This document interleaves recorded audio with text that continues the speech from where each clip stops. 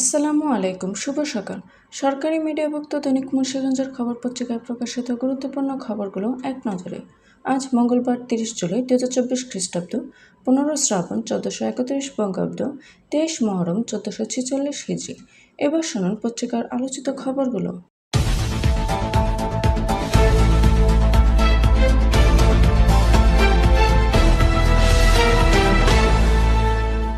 BNP Jamaat বাংলাদেশের উন্নয়নকে ধ্বংস করতে আমাদের ওপর থাবা দিয়েছে প্রধানমন্ত্রী।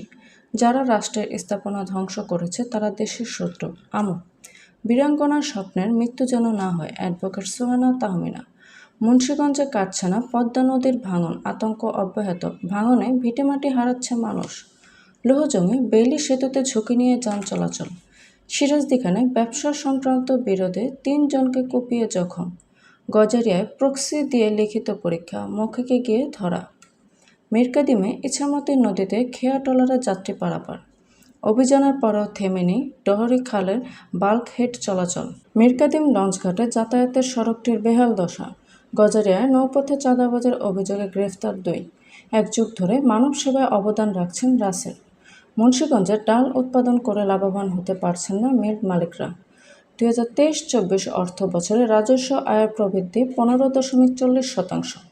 শ্রীনগরে যুব সমাজ ও এলাকাবাসীর উদ্যোগে ঝোপঝাড় পরিষ্কার। সিরাজদিখানে মামলা দিয়ে ঘর নির্মাণ কাজ বন্ধের প্রতিবাদে সংবাদ সম্মেলন। ইরিদান আবাদে লাভের আশা স্বপ্ন বুনছে কৃষক। যানবাহন চলাচলের অনুপযোগী রাস্তায় যাতায়াতে ভোগান্তি। চলমান পরিস্থিতিতে ক্রেতাদের পোশাক কারখানার প্রতি সহানুভূতিশীল থাকার অনুরোধ। 2027 এশিয়া কাপের আয়োজক বাংলাদেশ।